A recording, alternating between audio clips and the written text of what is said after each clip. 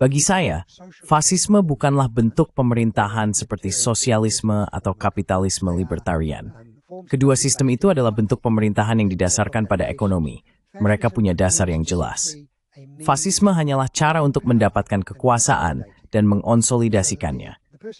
Jadi seseorang sebenarnya tidak perlu memiliki banyak program. Mussolini sendiri tidak benar-benar punya program politik yang jelas, tapi dia tahu imbongkers momentum melibatkan semua orang. Itulah intinya. Fasisme adalah two setes gerasor, bermansulia, dan its hangnya.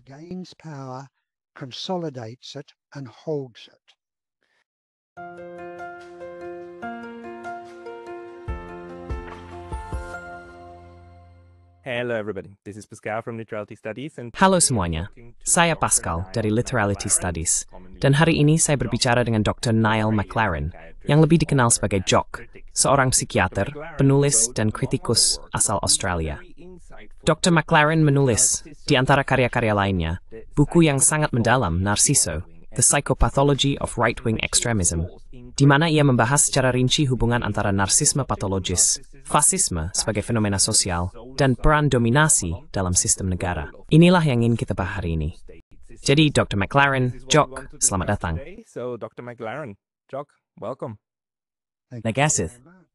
Risa. It's great having you. You reached out. Senang sekali bisa berbincang dengan Anda. Anda menghubungi saya dan bahkan mengirimkan buku Anda. Dan saya sangat berterima kasih untuk itu, karena saya memang sedang mencari seseorang yang mempelajari psikologi, memahami psikologi, juga mempraktikkannya, dan berusaha menghubungkannya dengan masyarakat. Dan Anda melakukan hal itu. Bisakah Anda ceritakan sedikit latar belakang Anda, dan bagaimana Anda sampai melakukan ini? Psikolog dan go into the societal sphere. Tidak. Jadi saya lulus kedokteran di Australia Barat, dan rencana awal saya adalah untuk mengambil spesialisasi bedah saraf. Jadi saya memulai program pelatihan bedah, tapi mereka memberi saya penempatan di psikiatri. Dan saya menyadari bahwa itulah yang sebenarnya saya inginkan. Jadi saya beralih dari bedah ke psikiatri. Dan dalam 2 hari di psikiatri, saya sadar bahwa semua pembicaraan para profesor tentang enzim otak dan kimia serta hal-hal seperti itu, semuanya salah. Mafstratestructive changing, sama sekali kama. It all were torkad. Yung nothings I think with high nepet break to size. Telling them got me into a lot of trouble. Perhaps if I'd kept quiet, it would have been different. Mungkin jika saya diam saja, semuanya akan berbeda. Tapi itu bukan bagian dari diri saya. Jadi saya menjalani pendidikan psikiatri. Dan dengan sangat cepat menyadari bahwa tidak satu pun dari mereka tahu apa yang mereka bicarakan. Mereka tidak punya teori tentang psikiatri. Mereka tidak punya teori tentang pikiran. Mereka tidak punya model gangguan mental, apapun itu. Jadi, 4 hari setelah saya lulus dari psikiatri, saya pergi ke perpustakaan medis. Duduk sumbiward nor. Saya ingin menulis teori definitif tentang psikoterapi. Seharusnya butuh waktu 1 rumon. It should take me a year or 2. Cute. Youthful idealism. 44 years later. Idealisme masa muda. 44 tahun kemudian, saya menerbitkan ini, Dualisme Alami dan Gangguan Mental. Inilah model biokognitif psikiatri, model integratif saya tentang pikiran dan tubuh. Sekarang, Anda harus memahami bahwa psikiatri tidak suka membicarakan pikiran. Mereka hanya ingin membicarakan enzim otak, gen, pemindaian otak, dan semua hal ilmiah semacam itu. Mitjafreduxitsestödsword ditibesat perp current emosial, dari siltwesis dari sesining menyala. It's a brain state. It's a brain state. Ini adalah kondisi otak. Ini adalah kondisi otak. Oleh karena itu, kondisi mental atau emosional yang tidak normal adalah kondisi otak yang tidak normal. Tugas kita adalah menemukan hal itu dan mencari cara untuk memperbaikinya. Itulah peran psikiatri di dunia modern. Dan tidak ada kebenaran dalam semua ini, sama sekali tidak ada, yang sebenarnya bukan pandangan yang populer. Jadi saya bahkan melangkah lebih jauh. Saya akan mengeluarkan semua buku saya. Saya menerbitkan ini tahun lalu. Jadi ini adalah teori dalam psikiatri. Bagian pertama membahas setiap teori yang tersedia dalam psikiatri dan menyimpulkan bahwa semuanya tidak berguna, benar-benar buang-buang waktu. Bagian kedua membahas berbagai filsuf modern seperti Chomsky, Dennett, Davidson, Chalmers, semua nama besar ini, dan menunjukkan bahwa tidak ada satupun teori mereka yang dapat dikembangkan hingga mampu menjelaskan gangguan mental.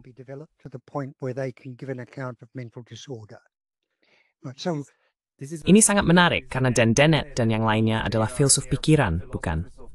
Mereka mencoba menjelaskan pikiran. Dan Dennett terkenal karena menjelaskan pikiran secara berbeda atau bahkan mengabaikannya. Itu benar.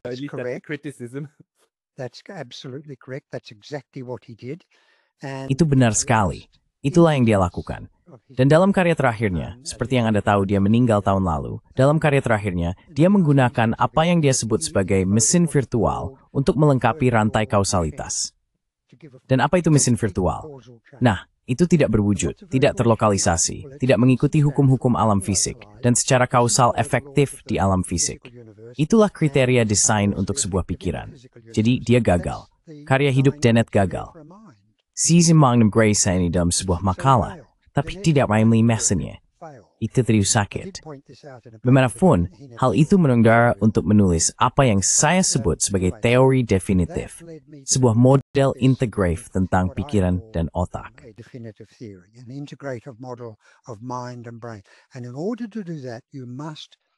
Dan untuk melakukan itu, Anda harus menunjukkan bagaimana pikiran muncul dari otak, yang telah saya lakukan secara matematis, dimulai dengan aljabar George Boole, kalkulus dua nilainya, dan membangunnya dari sana. Jadi ada banyak hal menarik. Ini sangat menarik. Dan sebagai bagian dari itu, hal ini membuat saya melihat sesuatu yang disebut hipotesis tantangan dalam biologi.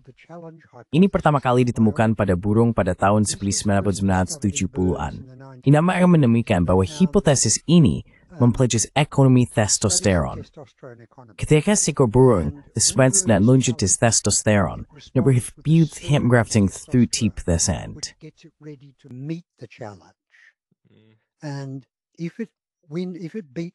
Dan jika dia berhasil mengusir burung lain, ini adalah burung jantan, dia akan mendapatkan lonjakan testosteron lebih lanjut, sehingga dia berjalan dengan penuh percaya diri dan merasa sangat baik. Jika dia kalah, kadar testosteronnya langsung turun sangat cepat, hanya dalam hitungan menit, dan dia pergi menjauh serta bersembunyi. Hal ini telah diteliti pada semua mamalia. Bukan setiap mamalia yang mungkin ada, tetapi semua kelompok mamalia utama, serta pada reptil, ikan, burung, dan Homo sapiens. Dan ini berlaku secara umum. Baik testosteron maupun salah satu analog biologisnya yang sangat mirip, yang menunjukkan bahwa testosteron adalah hormon yang sangat tua. Dan hal penting tentang hormon ini adalah ia merupakan buat kita merasa baik. Ini luar biasa. It's a feel-good hormone. It's great. You get a blast of testosterone, you feel. Anda mendapatkan lonjakan testosteron, Anda merasa baik. Dan ini terjadi sangat cepat. Anda tahu, kita bicara dalam hitungan menit. Ini adalah hormon anabolik yang kuat, tapi juga memiliki sifat luar biasa yang membuat Anda merasa baik, dan Anda berjalan dengan percaya diri serta siap menghadapi siapapun. Dan hal lainnya adalah, hormon ini membuat Anda melihat tantangan, membuat Anda melihat ancaman.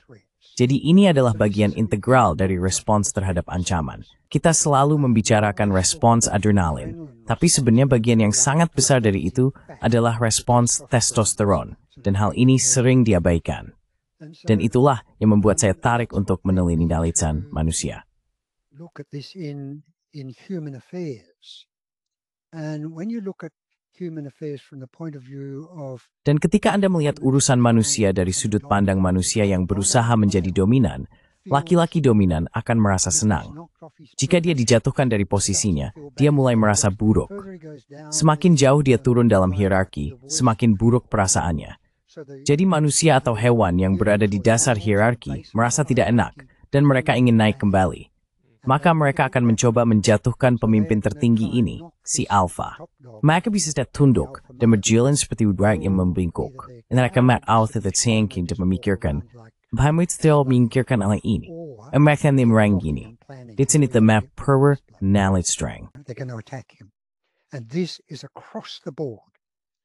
Now, this is very important because if you want to Ini sangat penting karena jika Anda ingin menjelaskan psikologi massa, yang merupakan istilah sopan untuk politik, maka Anda harus turun satu tingkat dan menjelaskannya berdasarkan psikologi individu.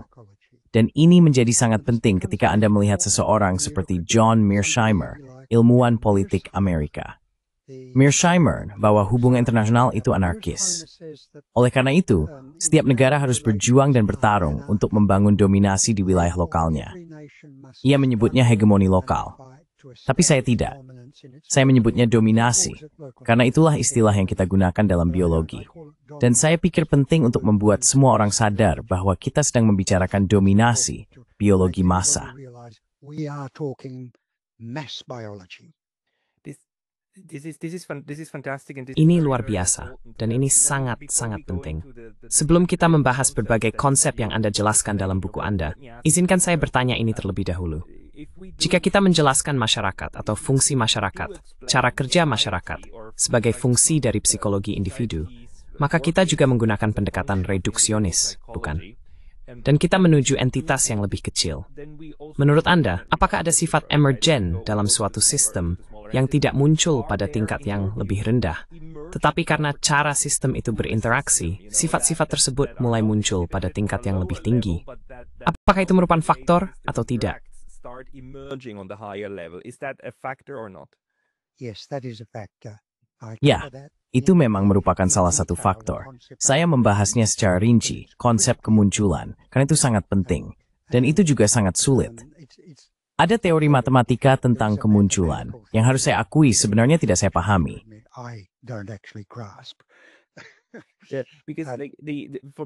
Karena bagi orang-orang seperti Mearsheimer, hal ini tentu saja sangat penting, karena mereka menjelaskan hubungan internasional hanya sebagai fungsi dari dunia eksternal. Dan dia sendiri yang mengatakan demikian. Dia juga mengatakan bahwa teori ini kadang-kadang salah, tetapi 70% benar. Itu berarti dia mengabaikan tidak hanya psikologi individu, tetapi juga politik lokal. Dia mengatakan itu tidak penting, namun dia juga cukup jujur untuk mengakui bahwa dia menulis seluruh buku tentang lobi Israel, yang pada dasarnya menggunakan pendekatan yang sama sekali berbeda. Jadi, menurut Anda sifat emergen sangat penting bagi keseluruhan sistem, saya kira.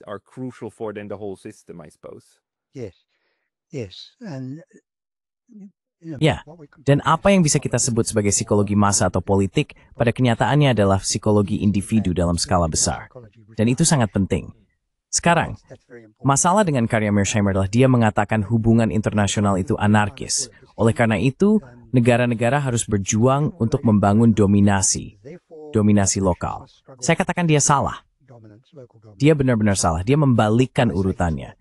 Alasan hubungan internasional itu anarkis adalah karena masing-masing negara berjuang untuk dominasi lokal. Dan alasan mereka semua berjuang untuk dominasi lokal adalah karena itulah yang dilakukan Homo sapiens. Because that's what Homo sapiens does. That's us. We all struggle for dominance. Itulah kita. Kita semua berjuang untuk menjadi yang dominan. Dan memang begitulah, para politisi hanya mendapatkan panggung yang lebih besar. Maksud saya mereka menyukainya. Politisi terpesona oleh hal ini. Mereka mencintai kekuasaan. Itulah alasan mereka terjun ke dunia politik. Dan kemudian Anda mendapatkan orang-orang yang, lihat saja, Trump adalah contoh sempurna.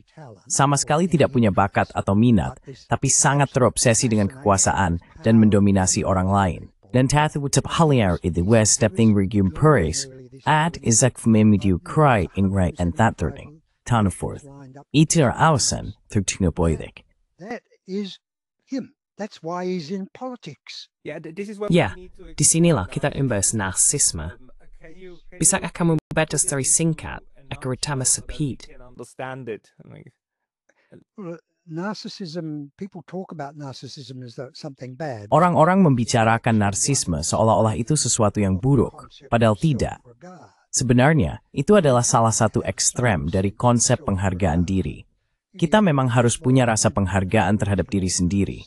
Kamu harus berpikir, ya, aku orang yang masuk akal, dan aku berhak melakukan ini, dan aku seharusnya melakukan itu. Dan jika aku menjalankan tugasku, maka aku menjadi orang yang sedikit lebih baik, dan hal-hal seperti itu.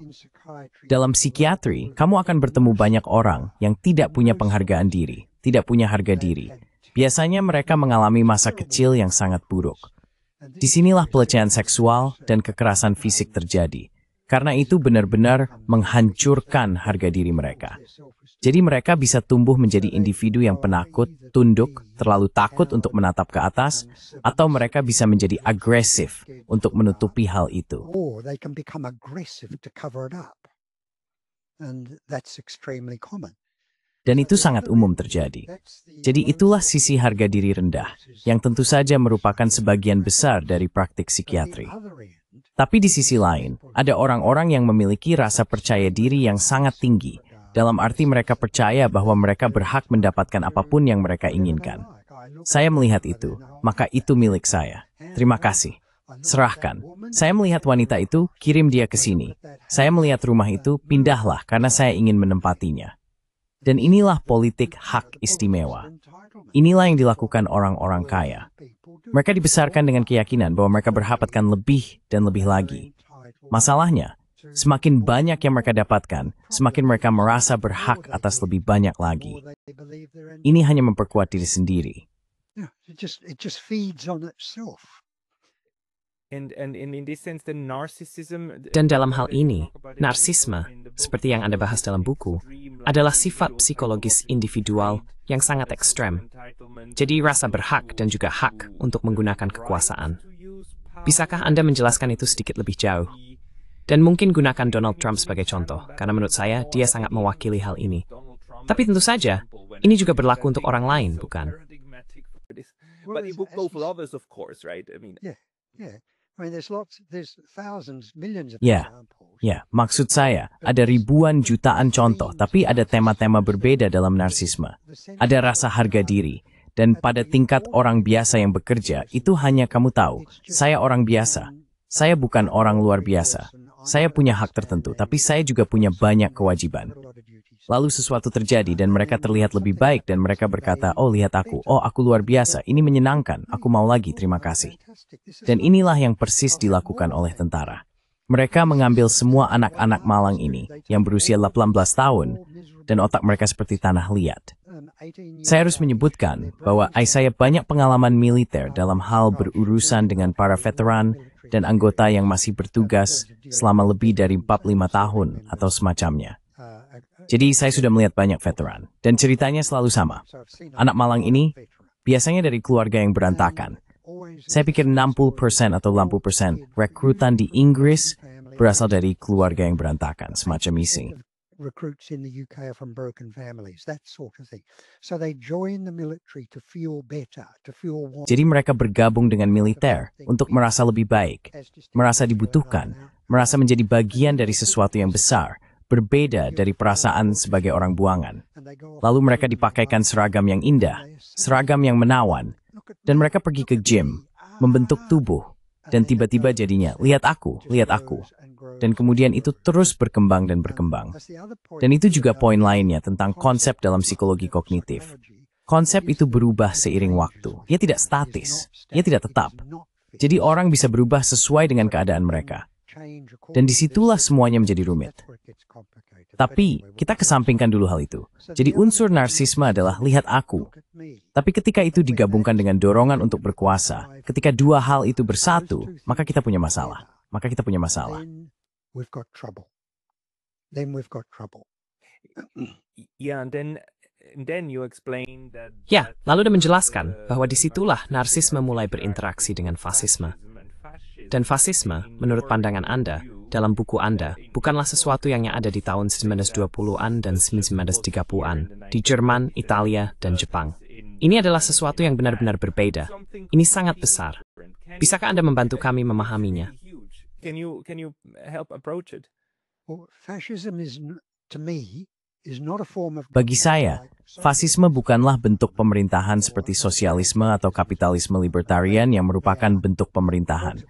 Itu adalah bentuk pemerintahan yang didasarkan pada ekonomi, tetapi mereka punya dasar tersebut. Fasisme hanyalah cara untuk mendapatkan kekuasaan dan mengonsolidasikannya.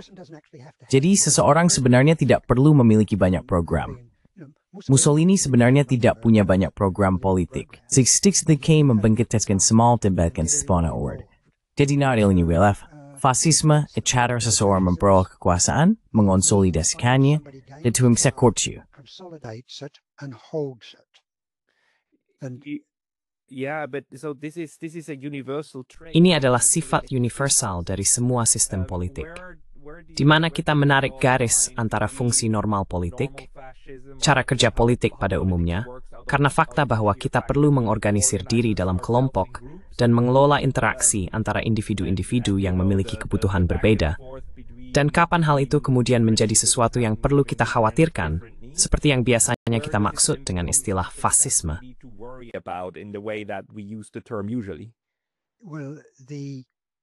Nah, yang Anda inginkan adalah bentuk pemerintahan yang demokratis.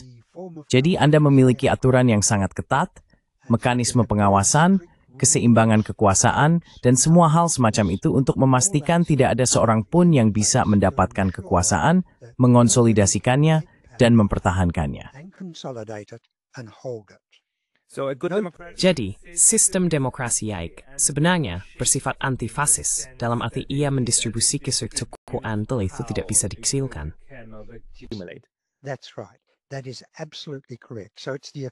Benar sekali, itu benar sekali. Jadi yang berbahaya adalah akumulasi kekuasaan dalam sebuah hierarki kekuasaan. Apapun yang menyebabkan kekuasaan tersebar atau didistribusikan secara merata di antara para pemilih adalah pendekatan yang benar. Jadi ketika orang berkata, oh tapi sosialisme itu anti-hierarki, tidak, sama sekali tidak. Semua kekuasaan berada di tangan kelompok kecil di dalam yang mengendalikan sistem ekonomi. Lihat Stalin. Soal sempurna fasisme dalam his liter istimpo step. Fasisme harus dimestipaket di pon thighs.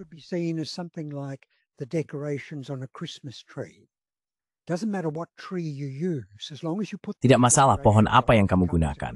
Selama kamu menghiasinya dengan dekorasi ini, itu akan menjadi pohon Natal.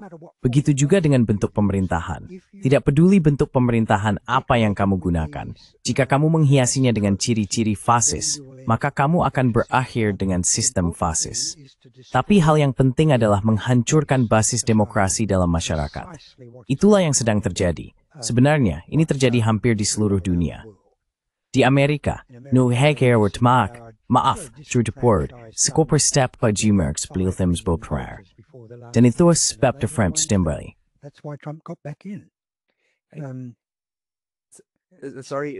Maaf, saya merasa ini sangat menarik. Definisi fasisme ini, karena Anda tahu, dalam Perang Dunia Kedua, salah satu hal yang saya pelajari secara mendalam untuk disertasi doktor saya adalah apa yang terjadi di Jepang.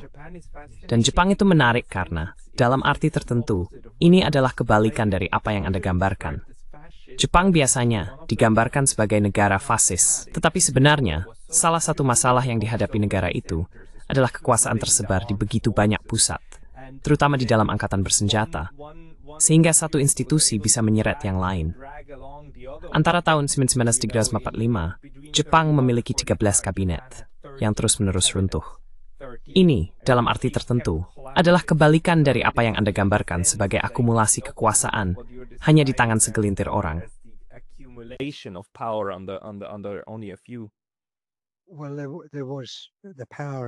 Tentu saja, ada kekuasaan yang diberikan kepada kaisar dan istana kekaisaran.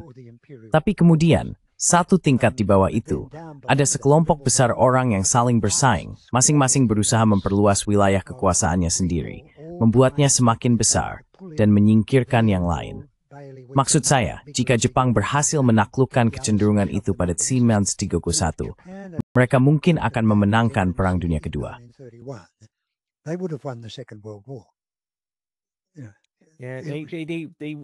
Prediksi saya adalah, mereka tidak akan memilih jalan itu karena, dalam arti tertentu, yang terjadi adalah akumulasi kekuasaan yang sangat besar di berbagai pusat kekuasaan.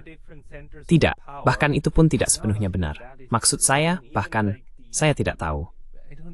Oke, tapi mungkin sebaiknya kita sisihkan dulu yang ini dan menganalisisnya secara terpisah. Mari kita kembali ke isu utama, yaitu bahwa fasisme kemudian menciptakan adalah kecenderungan untuk membentuk piramida, memang base, dan itu berinteraksi dengan dominasi, kasinhik yang butianisme. Interacts with dominance, the idea of dominance in your book. Can you go there? Right. Well, Bisakah kamu pergi ke sana? Benar. Nah, semua hewan, tapi khususnya kita akan bicara tentang manusia, memiliki kebutuhan dasar untuk bertahan hidup. Udara segar, sinar matahari, makanan, air, tempat berlindung. Itu adalah kebutuhan utama untuk bertahan hidup. Kamu harus memenuhinya terlebih dahulu. Setelah itu terpenuhi, kita kemudian beralih ke dorongan yang sifatnya opsional. Dan dorongan opsional terbesar yang pertama adalah dorongan sosial. Kita adalah makhluk sosial. Kita suka berkumpul. Dan hukuman paling berat bagi seseorang adalah diusir dari masyarakat, menjadi pengungsi atau tunawisma. Jika kamu tidak punya rumah, tidak punya kelompok, kamu benar-benar dalam masalah besar. Dan kamu bisa membayangkan bahwa mungkin ada tekanan evolusi di balik ini. Jika kamu kembali ke 100.000 tahun yang lalu, individu yang tidak cocok dengan kelompoknya tidak akan bisa bertahan hidup.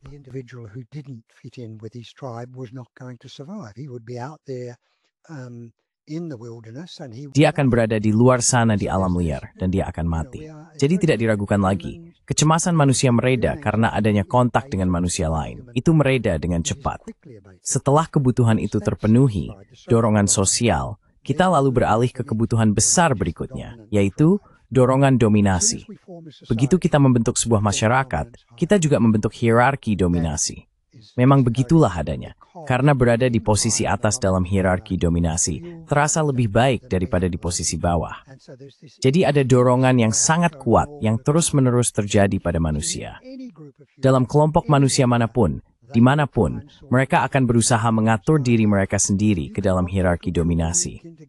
Anda bisa melihat anak-anak kecil di taman kakak apa saja yang Anda mau, tapi semua yang kita lakukan, semua institusi besar, militer, agama, politik, tatidisi, industri, keuangan, setiap semua itu berhubungan tulang.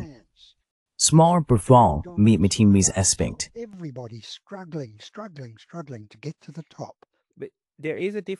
Namun, ada perbedaannya bukan? Karena menurut persepsi saya, ada orang-orang yang sangat mencari dominasi, dan ada juga yang tidak suka permainan itu. Ada perbedaan preferensi terhadap pencarian dominasi. Dan saya rasa para narsisis adalah yang paling sering melakukan itu. Bukan? Benar ya, karena kemudian mereka duduk di sana dan berkata, oh lihat aku, lihat mahkotaku, lihat perhiasanku, lihat tanda jasa militerku, lihat ototku, semua orang harus melihatku. Dan jika ada yang tidak melihat, bawa orang itu keluar dan hukum dia.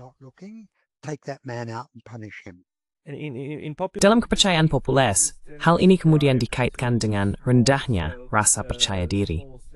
Tapi jika saya memahami benar, itu bukan sebabnya. Itu bisa berada di salah satu ekstrem. Orang biasa tidak ingin menjadi pusat perhatian, tapi mereka juga tidak ingin dikucilkan. Jadi kami cukup senang menjadi orang biasa. Itulah arti dari biasa. Tapi yang menjadi masalah adalah ekstremnya. Ekstrem dari harga diri yang rendah adalah ranah psikiatri, psikologi, dan kriminologi. Jadi jika Anda bekerja di penjara, seperti yang saya lakukan, itu cukup normal. Mereka semua memiliki harga diri yang buruk. Itu juga termasuk banyak stafnya.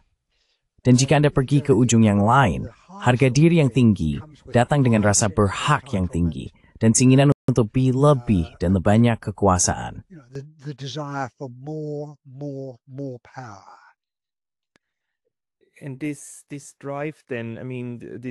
Dan dorongan ini kemudian, maksud saya, interaksi dominasi dan kecenderungan sistem ini untuk menciptakan struktur fasis, ornamen-ornamen di pohon ini. Bagaimana hal itu bekerja? How does that work in societies? Karena orang-orang di puncak dengan cepat mengetahui apa yang akan membuat orang datang untuk memuja mereka. Jika Anda ingin merekrut tentara untuk sebuah angkatan bersenjata, Anda tidak akan berkata kepada mereka, baiklah, kalian semua akan berjalan-jalan dengan tutup pink dan sepatu balet. Anda tidak akan mendapatkan perekrutan. Anda harus menunjukkan kepada mereka gambaran yang membangkitkan semangat tentang pria-pria dengan perlengkapan, berjalan-jalan dengan senjata, helm, semua kacamata pelindung mereka, dan mereka terpikat. Mereka menyukainya. Mereka menyukai maskulinitas itu, yang tentu saja mengarah ke bidang lain, yaitu homoerotisme di militer. Tapi mungkin kita tinggalkan dulu yang satu itu. Itu adalah bidang yang sangat luas.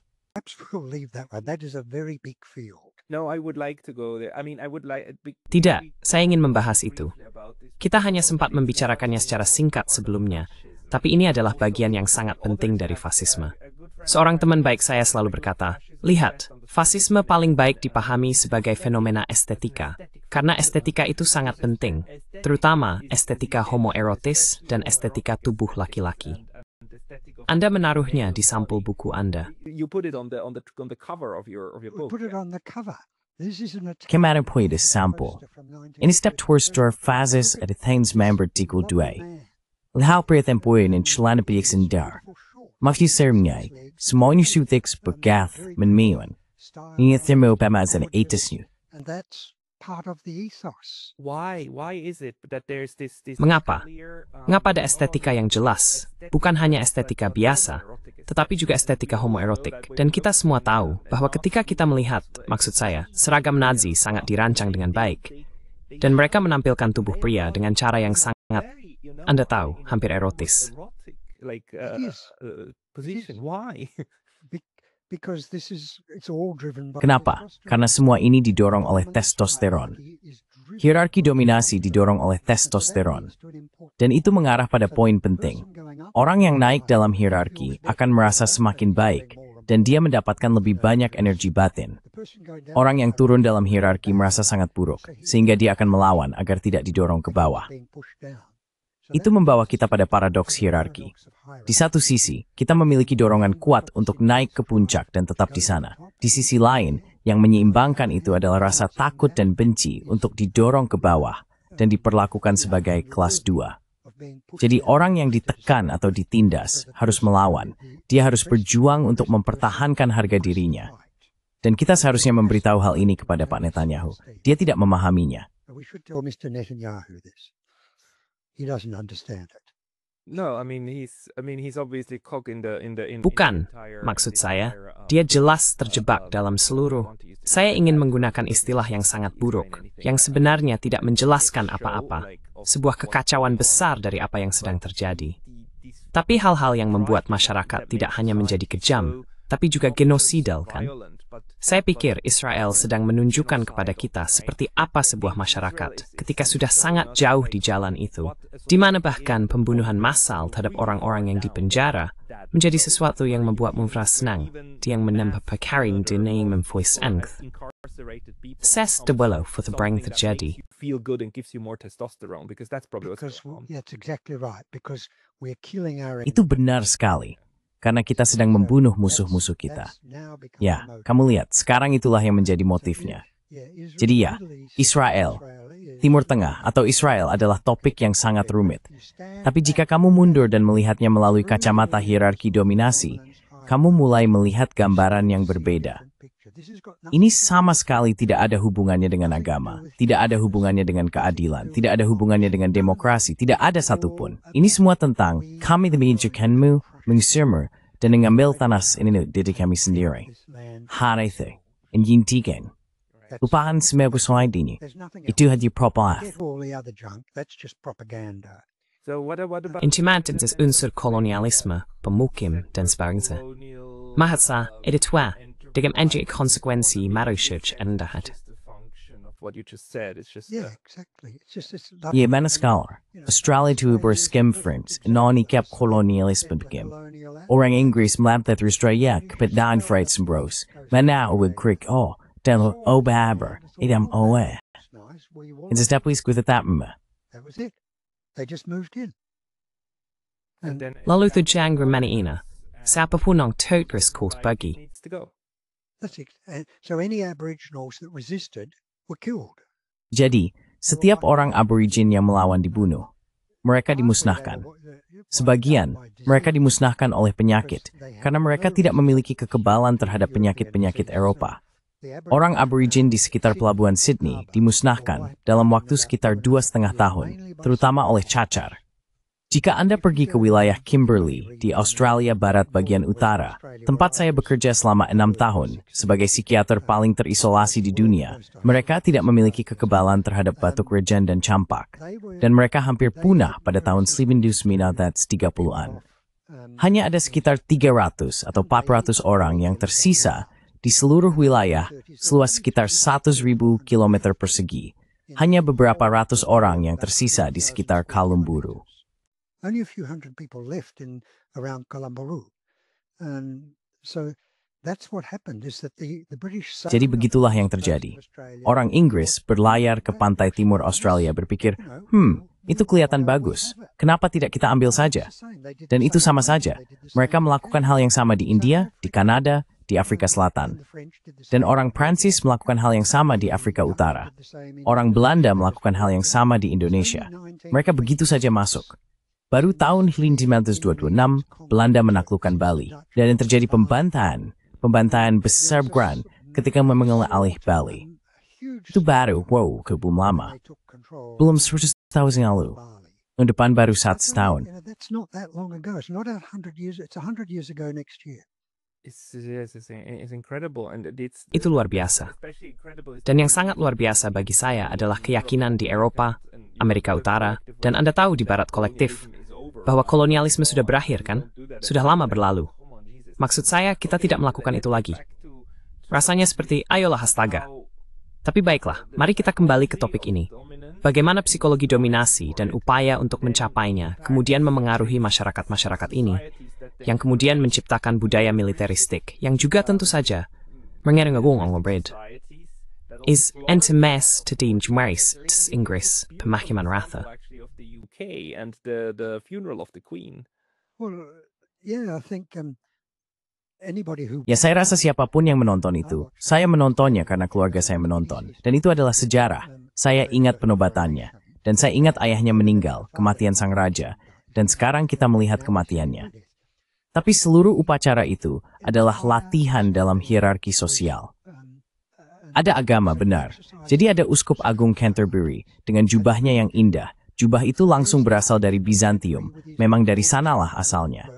Dan di bawahnya itulah hierarki. Lalu Anda keluar dan mereka mengadakan parade, dan itu adalah parade militer. Hanya itu. Dan hanya ada, saya tidak ingat, saya sempat menghitung, mencoba memperkirakan jumlah orang yang berbaris. Jumlahnya ratusan, bahkan mungkin ribuan. Bisa Anda mendekatkan mikrofon Desmi Molly? Sorry. Yep. I knocked it by mistake. I'm not used to it. Maaf, ya, saya tidak sengaja menyenggolnya. Saya belum terbiasa. Saya tidak ingat berapa banyak orang yang ikut berbaris. Jumlahnya ratusan kalau bukan ribuan, tapi semuanya mengenakan seragam militer, kecuali 2 orang. Dan mereka sedang dipermalukan, Pangeran Andrew dan Pangeran Harry. Mereka dipaksa mengenakan pakaian sipil, dan mereka kehilangan status. Anda bisa melihatnya di wajah mereka. Mereka merasa inferior. Inilah yang dilakukan militer. Militer telah memiliki ribuan tahun untuk menyempurnakan seni, membuat para pemuda merasa tangguh dan hebat. Lihatlah seragam Romawi, seragam Sparta, seragam Persia, seragam Tiongkok, dan tentu saja di Jepang, seragam samurai yang sudah ada ratusan tahun lalu. Semuanya dirancang untuk membuat Anda merasa hebat dan lebih unggul dari warga sipil.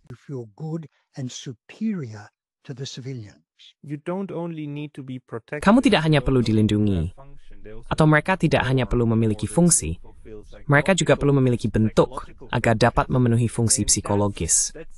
Dan itulah yang kamu maksud sebagai fasisme masyarakat yang alami, yang normal, bukan?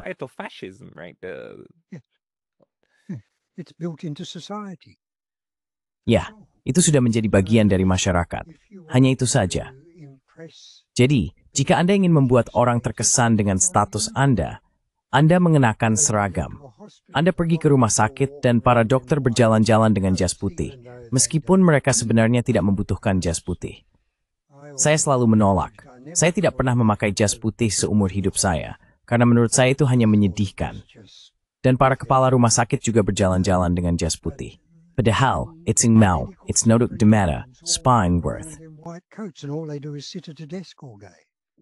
why is it that some people have an aversion? Mengapa ada orang yang merasa enggan terhadap hal itu?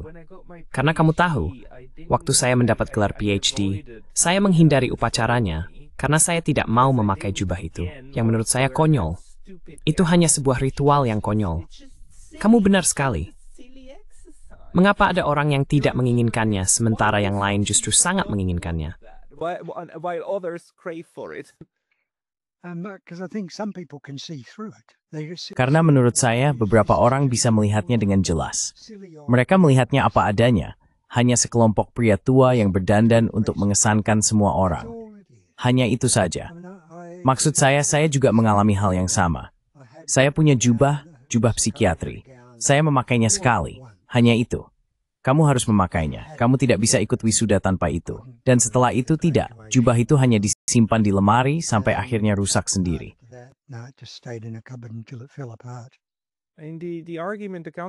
Dan argumen tandingannya tentu saja, kadang-kadang Anda perlu menggunakan atribut resmi untuk memberi martabat pada suatu situasi, menunjukkan rasa hormat, dan juga mengangkat derajat orang lain, bukan? Ini bukan hanya soal diri sendiri, ini juga soal orang lain. Apakah ini ada benarnya, atau itu hanya cara orang membenarkan hal yang dianggap konyol ini? Explain this silliness and the creation. I think it's self-justifying. Menurut saya, itu membenarkannya sendiri. Regali itu hanyalah cara yang selalu kita lakukan, dan itu membuat kita membaik, itu membuat kita lebih unggul. Dan lihat semua manusia maling di bawah. Kita di sini bermawar dewa. Bukankah kita renal? Dan selalu dewa ini, dan perseru. There's this element, always this element. Is there also an element Apa haves this unsur, sekali lagi, kontrastematis, menduitin faksis sentan, and menistakanya, and pun dijuikan masuk. might not be allowed in? Well, that's it. It's part of the tribe. Nah begitulah, itu bagian dari inisiasi suku. Jadi jika kamu ingin menjadi bagian dari kelompok kami, kamu harus mematuhi apa yang kami katakan. Kamu harus melakukan persis seperti yang kami perintahkan. Jika tidak, kami akan mengusirmu, dan kemudian kamu akan mengembara sendirian, seperti awan, seperti kata pepatah, sampai kamu mati. Tapi kamu jadi bagian dari kelompok kami. Dan manusia adalah makhluk sosial. Dan berdraing to it memich pinjanting with stethoklo. We are driven to belong. At which point does then fascism Pada titik mana fasisme atau kecenderungan fasis dalam masyarakat? Maksud saya, Anda bisa saja berargumen bahwa dalam kasus itu, beberapa kecenderungan fasis adalah hal yang normal dan bahkan mungkin sehat dalam sistem internasional, yang juga dibangun atas dasar pihak lain yang mencari dominasi. Dan jika Anda memiliki tingkat dominasi tertentu, Anda bisa membangun sebuah struktur yang benar-benar kokoh tanpa harus sepenuhnya berperang. Misalnya, gagasan tentang arsitektur keamanan, di mana berbagai kutub saling berinteraksi dan menciptakan sesuatu yang stabil. Tapi pada titik mana, fasisme kemudian menjadi merusak diri sendiri dan menciptakan ekses. self-destructive and create excess? Well, it's when they overreach themselves, when they decide. Nah, ketika mereka sudah sampai pada titik itu sendiri, ketika mereka memutuskan, kami setengah dewa, kami adalah orang-orang terpilih, kami akan menetapkan hukum untuk setiap manusia lain yang kami bisa. Inilah yang dilakukan Nazi di Eropa Timur. Perang di Eropa Barat hanyalah pendahuluan. Seperti yang Anda tahu, tujuan utama perang adalah untuk membangun sebuah kekaisaran di Timur. Dan mereka berencana menyingkirkan setengah hingga 2/3 orang Slavia dan menjadikan sisanya sebagai budak, yang mana kata slave sendiri berasal dari sana. Itulah tujuan mereka. Itu adalah tujuan yang mereka nyatakan secara terbuka. Hitler menjelaskannya secara gamblang di Mein Kampf bahwa itulah yang akan dia lakukan. Kapan hal itu terjadi? Yaitu ketika Anda mulai menganggap orang lain bukan sebagai manusia, sebagai hewan manusia yang lebih rendah, seperti trans ini, Anda tahu. Dan ketika Anda berkata tidak masalah, kita tidak perlu memperhatikan mereka. Mereka menghalangi kita. Keluarkan bulldozer, tabrak saja mereka. Jadi member beta, yaitu ketika Anda berhastiin, tuhak kesestoradal menghaki sin. Regarding humans as having rights equal to your own. Society then at some point does. Masyarakat pada akhirnya juga melakukan hal yang sama, bukan? Dan Anda bisa melihatnya sekarang. Maksud saya, kita punya contoh dari kemarin, di mana sekarang seluruh Eropa dan Amerika Utara berteriak keras soal rumah sakit yang rusak di Israel. Kita masih belum tahu apakah itu memang menjadi target langsung, atau targetnya adalah salah satu instalasi militer. Maksud saya, terlepas dari yang satu ini, ada kegaduhan besar soal itu. Sementara pada saat yang sama, sudah menjadi fakta yang diakui dan diterima, bahwa 36 rumah sakit di Gaza telah rata dengan tanah, beserta orang-orang di dalamnya, sebagian besar. Dan kemudian yang satu ini sekarang, Anda tahu, terutama untuk Eropa dan Amerika Utara, kita tahu itu. Ini adalah fakta, tapi ini hanya penting bagi segelintir orang, sementara bagi kelompok yang lebih besar, sekarang jauh lebih penting bahwa ada rumah sakit yang rusak di sini. Jadi, bagaimana sifat psikologis individu ini diterjemahkan ke dalam cara masyarakat dan media, dan seterusnya, kemudian terbereket fujitin isi jahat ini. Ini, Tixley Davenport Reyes benar. You pisaknya itu. Romanti magbalikan fakta. Daming sinuras nai. No ini murti rasisme. Jadi, individu-individu tidak akan menggunakan itu. Dan itulah sebabnya, kita kemudian memiliki jurnalis yang melaporkan satu hal, tetapi tidak yang lain. Atau mengabaikan satu hal, tetapi tidak yang lain. Ya, para jurnalis ingin naik tangga jurnalisme. Mereka selalu berjuang untuk naik ke atas. Dan jika mereka bisa menulis sesuatu yang menyenangkan, presiden atau raja atau siapapun jenderal misalnya, itu akan membuat mereka naik lebih tinggi. Dan mereka bisa memandang rendah rekan-rekannya dan tertawa.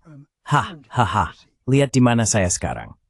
Tapi kemunafikan Barat yang begitu berani menyoroti rumah sakit yang rusak di Israel sambil mengabaikan, seperti yang Anda katakan, rumah sakit yang dihancurkan di Gaza, itu murni rasisme. Mereka tidak peduli jika orang Palestina dibunuh karena mereka hanya dianggap wogs. Mereka wogs.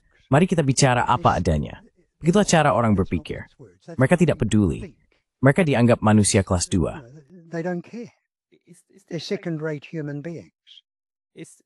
Maksud saya, adakah tentu lain menghadapi rasisme untuk supremasis kelompok sendiri atas kelompok kan?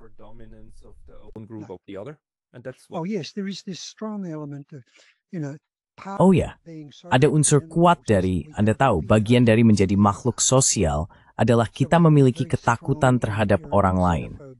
Jadi kita memiliki xenofobia yang sangat kuat secara bawaan. Dan itu nyata. Anda bisa melihatnya pada anak-anak berusia 2 tahun. Bahkan anak yang lebih muda dari itu akan menunjukkan rasa takut terhadap seseorang yang tidak mereka kenal. Dan itu memang ada. Maksud saya sekali lagi Anda bisa bilang, mungkin ada nilai bertahan hidup di situ. Jika Anda melihat babun dan seekor bayi babun mendekati induk yang salah, kemungkinan besar ia akan dibunuh. Jadi ada rasa takut. Dan saya pikir ini punya dasar genetik. Ini sudah tertanam dalam diri kita. Ketika kita berbalik dan melihat seseorang yang tidak kita kenal, kita langsung terkejut, seketika. Dan rasisme selalu, Anda tahu, kita orang kulit putih adalah anugerah Tuhan bagi umat manusia. Dan faktanya, orang kulit hitam itu sebenarnya tidak sepenuhnya manusia. Itulah sikap orang Inggris di Australia. Mereka menganggap orang Aborigin sebagai manusia. Mereka menganggap mereka sebagai monyet yang cerdas. Aboriginal people were human. They thought they were clever monkeys. Tapi bagaimana kita menjelaskan kalau begitu, bahwa kita melihat seluruh gerakan selama beberapa generasi di Barat yang berjuang atau berpura-pura berjuang melawan rasisme, bahkan rasisme sistemik dan sebagainya, dan menggunakan itu sebagai tema dengan mengatakan, kami mengakui kami punya masalah itu dan kami ingin menyingkirkannya. Dan bahkan kita punya istilah seperti kesetaraan, keberagaman, dan inklusi. Dan kita berusaha melakukan itu. Tetapi kemudian orang-orang yang melakukan itu justru adalah sebagian dari mereka yang paling keras berteriak mendukung hak Israel untuk membela diri. Maksud saya, bisakah kita membahas hal itu?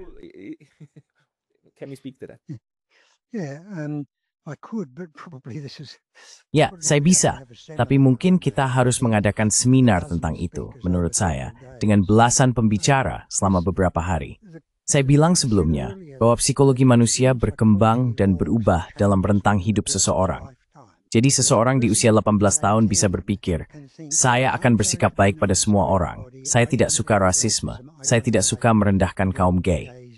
Lalu pada usia 20, atau maaf, 35, dia mulai naik jabatan dan mulai berpikir, oh, kenapa orang-orang itu tidak bekerja lebih keras seperti saya dulu? Mengerti kan? Dan semua orang di puncak percaya mereka sampai di sana keunggulan moral mereka kan? Mereka tidak percaya itu karena keberuntungan. Padahal semuanya soal keberuntungan. Ada ini. Lanjutkan. Maaf, silakan lanjutkan. There's this Go on, sorry, you go. there's this beautiful a little schematic that shows Ada skema kecil yang indah yang menunjukkan transformasi lambang simbol, mulai dari huruf A untuk anarkis menjadi damai bulat, lalu menjadi bintang Mercedes-Benz. Benar-benar, selama seumur hidup. Absolutely. the trend Absolutely. over lifetime. Yes. And that's Ya, good. dan itu benar. There Ada tren serupa dalam psikologi. Ada seorang pria bernama Stephen Karpman yang membahas segitiga Karpman dengan korban, pelaku, dan penyelamat, serta bagaimana peran ini berubah seiring waktu. Korban menjadi pelaku. Dan contoh apa yang lebih baik dari Israel? Para korban telah menjadi pelaku. Itu saja. Tapi mereka telah mengindustrialisasi viktimologi mereka sampai pada titik di mana hampir semua orang di dunia menjadi lumpuh oleh pikiran. Kita tidak boleh mengkritik mereka. Mereka korban, jengkerbang, kita memberaki korban. Kita sebenarnya kasihan mereka kami. Mau korban, kita kena korban. Kita tidak boleh mengkritik. Dan mereka benar-benar menyempurnakan seni mengendalikan dan menarik tali temali viktimologi. from underneath with pulling the strings of the victimology. The victimology, yes, and Jan Oberg, Victimology, my channel, ya. made these Dan Anda tahu, Jan Oberg di saluran saya pernah mengamati bahwa tidak ada kekerasan yang lebih berbahaya dan lebih intens daripada kekerasan korban. Karena mereka merasa berhak menggunakan segala bentuk kekerasan. Benar sekali. Tapi yang membuat saya tertarik adalah saat ini. Anda tahu, Jerman sebagai pelaku kejahatan besar itu, dan sekarang mencuci rasa bersalahnya dengan membiarkan mantan korban melakukan kejahatan yang persis sama, dan dengan demikian, mereka sendiri mengalami katarsis. Setidaknya, itulah yang saya lihat. themselves, at least that's what it looks like to me. Yes, but in Ya, tapi Meretz kemarin, atau sehari sebelumnya, mengatakan bahwa itu adalah hal yang luar biasa, bahwa Israel menghancurkan orang-orang Iran. Mereka melakukan pekerjaan kita untuk kita. doing our work for us. Pagayunin ko kita. Marinai substroth and tukir. That's right. Benar. That's it. Higits, many percent tatib abinav time. The other. And and right now on Dan saat ini di dunia Twitter, khususnya di kalangan penutur bahasa Jerman, ada begitu banyak orang di posisi tinggi. Orang-orang yang sangat penting, termasuk di bidang jurnalisme dan sebagainya, yang semuanya mengatakan hal-hal seperti, Tuan Mers, terima kasih atas kata-kata tegas Anda. Maksud saya, kepemimpinan itu penting di saat seperti ini. leadership in this moment. This is Yeah, because they're too scared. Ya, karena mereka terlalu takut kehilangan status mereka dengan mengatakan dasar brengsek, pembunuh, Nazi. Yang sebenarnya memang seperti itulah dia, secara terselubung. Dan mereka tahu kalau mereka mengatakan itu, mereka akan kehilangan status mereka. Mereka akan dikeluarkan. They lose their status. They're kicked out. so I mean in your analysis. Jadi maksud saya, menurut analisis Anda, apakah adil untuk mengatakan bahwa orang Jerman menyingkirkan Nazi, bahwa orang Amerika menyingkirkan Nazi di Jerman, tetapi Anda tidak pernah benar-benar menyingkirkan psikologi Nazi di Jerman? in Germany. Mina, At least Setidaknya ada kelompok orang ini. Hanya ada kelompok orang cis. But it's inherent. tapi memang melekat pada semua manusia. Ya, kita semua Nazi, le fasciste semua. Le fasciste, c'est moi. Ya, It's very Narijing Twains, du fall. yeah, no, Tidak. I'm absolutely- Tidak. I think it's- Saya rasa itu benar sekali. if we Jika kita mengalihkan rasa bersalah atas kekerasan massal, externalize itu sudah merupakan langkah pertama menuju terjadinya lebih banyak kekerasan. toward committing more of it. yeah. And this Ja, goes on det and är en thing to care. how can we Bagaimana subsidi hamachama berarti epigisi smites? hate? Well, I think an important Menurut saya, langkah penting dimulai dari tingkat akademis. Maksud saya, Anda memiliki latar belakang akademis yang sangat baik dalam studi ini, sedangkan saya adalah orang luar. Sebenarnya itu juga poin penting, menjadi orang luar. Tapi salah satu hal yang menurut saya perlu kita perhatikan adalah pengaruh orang-orang seperti John Mearsheimer yang mengatakan bahwa hubungan internasional itu anarkis, sehingga negara-negara harus berjuang dan bersaing untuk mendapatkan dominasi lokal dan memastikan perdamaian di dalam perbatasan mereka. Menurut saya, dia benar-benar salah. Dia membalikkan logikanya. Hubungan internasional menjadi anarkis karena negara-negara berjuang untuk dominasi. Dan contoh terbaik yang kita miliki adalah Timur Tengah. Tapi masalah dari pandangannya itu adalah ia melegitimasi agresi. Dan Israel baru saja mengatakan kami akan menghancurkan Iran untuk memusnahkan senjata pemassal mereka. Ngezgau itu tidak memiliki. Untuk bekam dan aku with redakta. Masral, mereka ada mencam eksistensial. Existential threat to us. No. Yeah, although I mean, in Meskipun saya harus mengatakan, untuk mengatakan bahwa itu adalah hal yang baik, dia tidak membenarkannya. Dia mencoba menjelaskannya, bukan? Dan orang-orang tentu saja selalu membuat kesalahan ini. Mereka tidak membedakan antara pembenaran dan penjelasan. Mearsheimer jelas berada di pihak penjelasan. firmly on the explanation side. Saith. But if we turn it around and Tapi jika kita membaliknya dan berkata, oke, mari kita bangun teori hubungan internasional tentang bagaimana dominasi menciptakan anarki. Lalu kemana itu akan membawa kita? Pendekatan apa yang bisa diambil untuk memperbaiki situasi ini? Karena kita tidak bisa mendominasi jika itu memang sudah melekat, bukan? of dominance if it's innate, right? No, but we can. Tao, som ening chor, kita step toy tuari grandiu ek moi, mkaithid poating noin, and tatsi buhor and tats. That they're not a threat. And you know what that is? I ginawa ba ito? I kwestiyon nasyonal. Hukum international gwakam ingesa. Iyan tuwop, iding manan thawai full steps thing. To actually do that. And who got Sumia payugathuri solid in thimis thinair that's the banjo remang in the metal athoran. international order? Anjing alpha yits with that four. Absolutely. They didn't like being Tentu saja, strained. mereka tidak suka dibatasi oleh hukum. Mereka tidak suka diperlakukan sama seperti Uni Soviet atau Ethiopia atau negara lain seperti itu. Mereka berpikir, tidak, kamilah yang paling berkuasa. Kalian harus mengikuti apa yang kami katakan, karena kami adalah cahaya yang bersinar di atas bukit. Kami adalah cahaya demokrasi. Kami tahu sendiri adalah anugerah Tuhan bagi umat manusia. Jadi kalian semua harus ikut aturan. Itulah yang mereka katakan. All you niggers. That's what they're saying. This is very, very useful. Ini sangat berguna, karena kita juga melihat hal itu sekarang. Saya melihat argumen ini pagi tadi, dan itu benar-benar membuat saya terkejut. Lagi-lagi, seorang jurnalis Jerman atau seseorang berkata bahwa, lihat, masalah dengan menuntut Israel mematuhi hukum internasional itu seperti menuntut agar dalam sebuah balapan, orang-orang tetap mematuhi batas kecepatan di tikungan, bukan? Jadi, Anda akan kalah. Jadi, kita perlu menyingkirkannya agar bisa menang. Itulah psikologi yang kemudian merusak struktur yang cenderung untuk membatasinya. That then undermines the structures that we build to constrain it. Yeah. And again, all he could. Lagi-lagi yang dia lihat hanyalah kemenangan. Kita harus menang. Kita harus menang dengan segala cara. Itulah motivasinya, itulah yang mendorongnya. That's what drives him. Inti dari semuanya adalah berhenti melihat ini sebagai sebuah perlombaan. Ini bukan perlombaan. Ini adalah perjalanan bersama. Ini adalah sekelompok orang yang berjalan hampir bergandengan tangan atau setidaknya berkepentingan punya sama dan setiap mulai tol dan melihat si tertinggal dan membantu mereka. Berbeda dengan Thor dekat dan mensmang. As distinct from grabbing the nearest person and smashing them. Yep, that's how it should Memang, be. sekarang We itu. need to New Harrison with its you.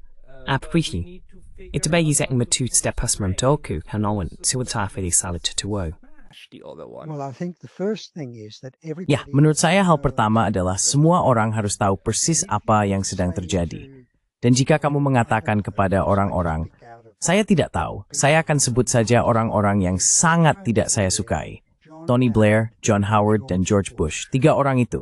Right, those Mereka membuat saya merinding. three, they make my skin crawl. If you were to say Tap tunungang kuda kiamat. Yeah. Absolutely, the Three Musketeers. Tentu saja, 3 sekawan, 3 orang bodoh, 3 serangkai. Jika Anda berkata kepada mereka, kawan-kawan, ini sama sekali tidak ada hubungannya dengan apapun selain dorongan kalian.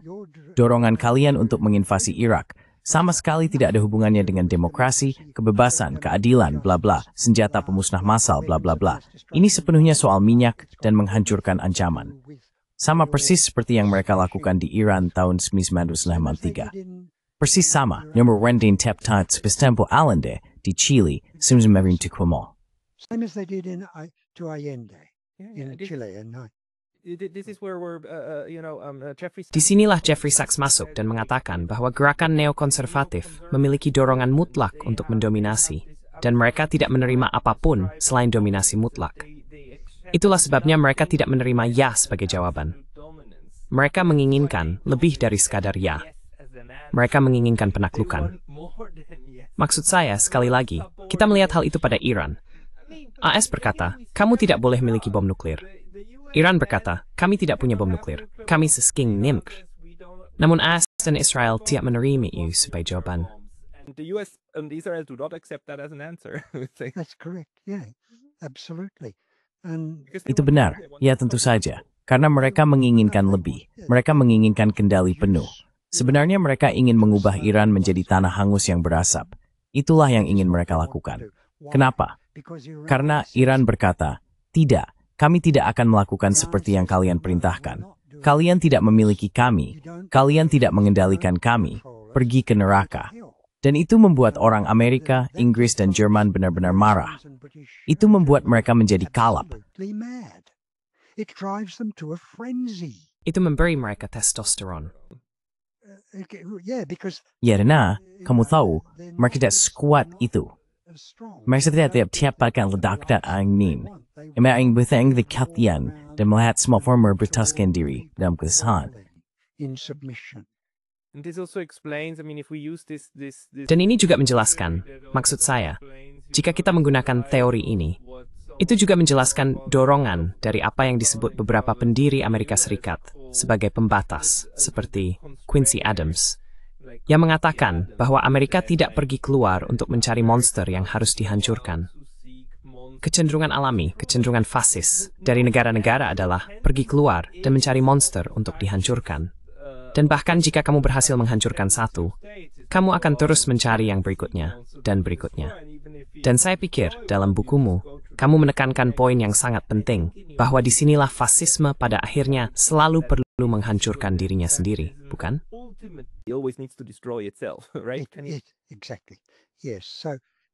Tepat sekali. Ya. Jadi kecenderungannya selalu ingin lebih banyak kekuasaan, lebih banyak kejayaan, lebih banyak kendali, lebih banyak penyerahan dari orang lain. Dan itu harus terus memupuk dirinya sendiri. Itu tidak bisa berhenti. Begitu orang biasa menyadari, hey, kita sedang dipermainkan oleh orang-orang ini, maka semuanya runtuh, semuanya berantakan. Jadi itu harus terus berlanjut dan menjadi semakin besar dan semakin merusak. Dan pada akhirnya, itu pasti mulai memakan dirinya sendiri. Karena jika mereka tidak berhasil, maka mereka pasti dianggap pengkhianat. Ayo tangkap pengkhianatnya. Lihat apa yang dia lakukan selama pembersihan besar-besaran. Dia hampir menghancurkan negaranya sendiri. Dia membuat negaranya terbuka terhadap invasi Nazi karena dia tidak bisa berhenti. Sekarang, Stalin memang sangat paranoid. Tapi mari kita bicara terus terang. Semua politisi itu paranoid. Annoyed.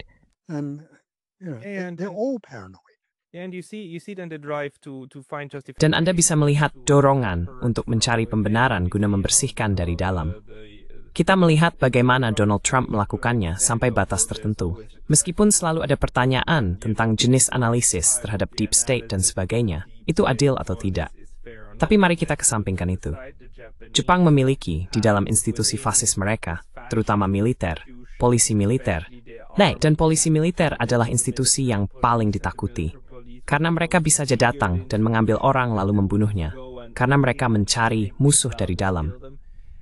Kita juga pernah mengalaminya di Kamboja.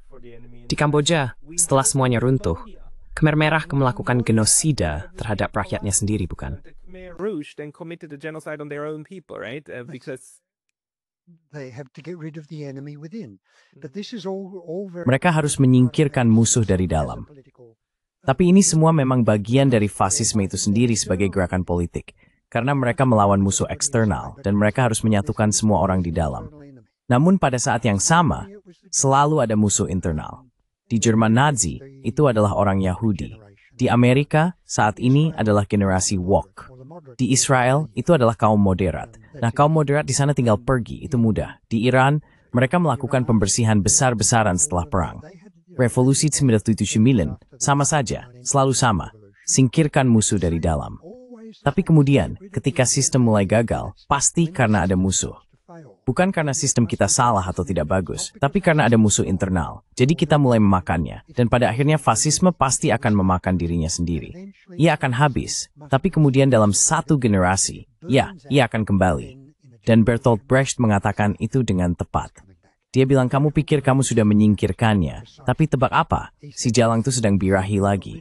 Itu ada di The Irresistible Rise of Arturo Ui. That was in the Irresistible Rise of Arturo Ui. Yeah, it's like, Ya, itu seperti, kamu tahu, itu sangat menakutkan. Itu seperti ketika film selesai, kamu mematikan TV, dan yang tersisa hanya layar hitam.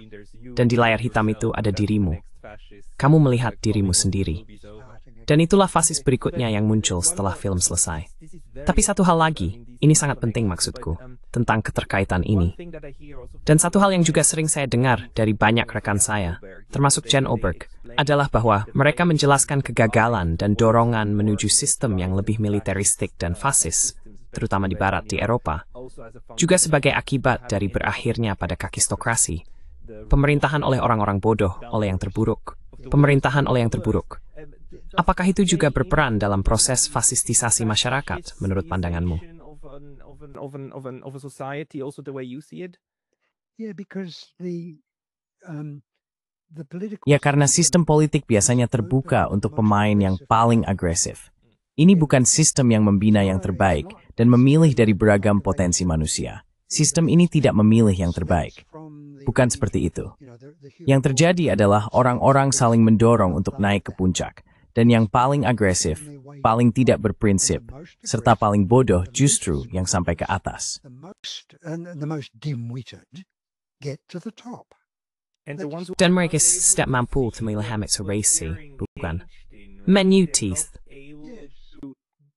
to perceive the system. Untuk memahami sistem, mereka wawasan tuwase, it's in awasan, wiwawasan dan sistem. Yang kita mapu dari dua sesining sish. Sebab manidit info, aku. Me. Which is why Itu sebabnya, Hitler menyebarkan semarakannya step towards US Capri for Y ke Ion.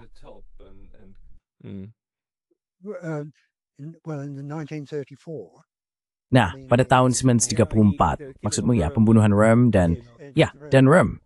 Ya, itu terjadi pada 30 Juni 24 kalau tidak salah. Ya, dia bisa lihat ancaman dari kutub kekuasaan lain. Dia menginginkan Jerman yang unipolar, dan Röhm serta SA mewakili kutub lain itu. Jadi dia menyingkirkan mereka. Dan tentu saja, SS sangat senang membantu.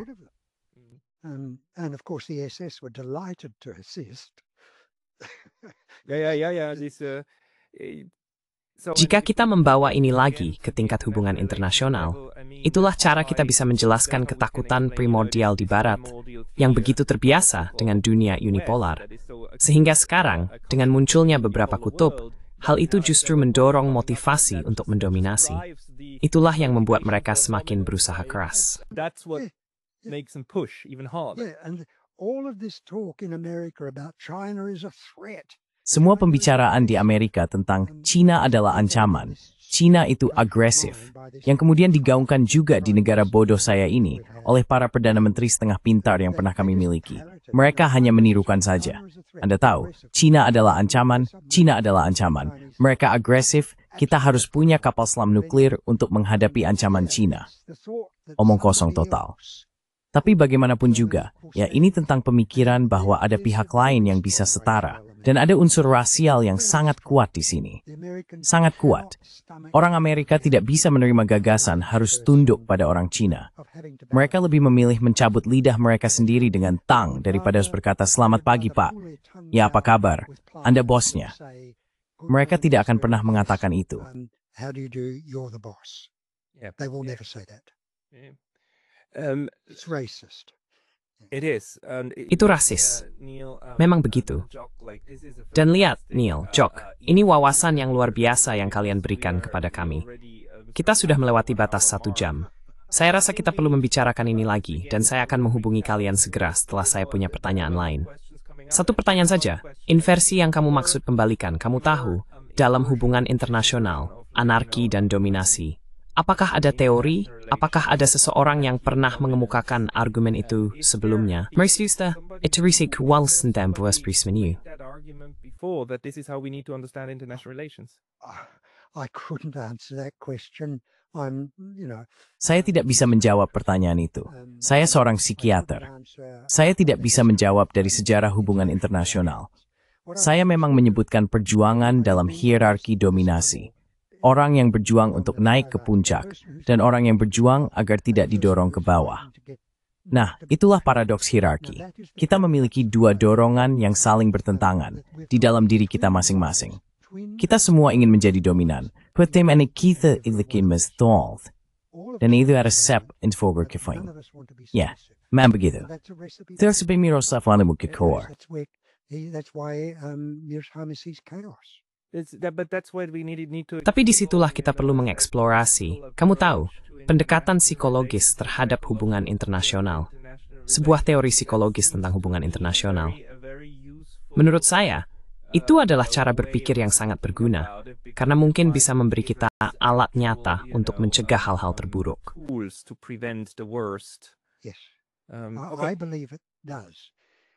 Ya, saya percaya memang begitu.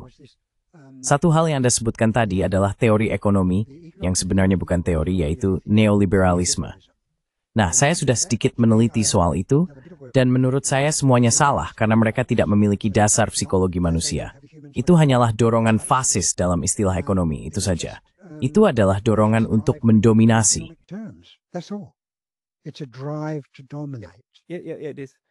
Ya, benar. Kamu tahu apa yang perlu kita lakukan? Pada suatu saat, kita perlu berdiskusi dengan rekan-rekan yang melakukan interpretasi Marxis terhadap hubungan internasional. Mereka punya konsep yang berbeda, tapi menurut saya ada titik-titik keterhubungan. Indistania tepshuwain mergothward meant. Ya. Baik, Jock, bagtidsragrig dak ritkuf setbiyi, subdusen awolgspustri beforges, benyemand. Isrotor of Yumi McCants 3 barrelists online. I write a Substack. I have a Substack. Ya, saya menulis di Substack. Saya punya situs Substack, yaitu niallmclaren.com. Jadi, Substack, niallmclaren.com. Dan semua buku saya tersedia di Amazon, tapi saya tidak ingin siapapun membeli yang asli, yang awal-awal. Itu sudah ketinggalan zaman, benar-benar ketinggalan zaman. Ada 4 yang penting. Ada Theories in Psychiatry, ada Natural Dualism, The Biocognitive Model of Mind. Ada yang ini yang belum kita sebutkan, Anxiety. Jadi itu lebih bersifat klinis, tapi menurut saya, kecemasan punya peran yang sangat besar dalam urusan manusia. Dan terakhir, benar-benar terakhir, tidak ada lagi adalah Narcissofascism, yang diberi subjudul The Psychopathology of Right-Wing Extremism. Tapi kami tidak bisa menuliskan semuanya di sana.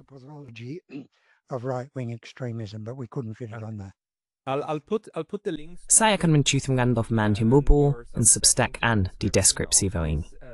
Dr. Niall McLaren, Jock, it's a time this town small. Thank you. Is that a stab quan and Keenan and Kiwatham A2 Zirain C. Baiklah. Okay.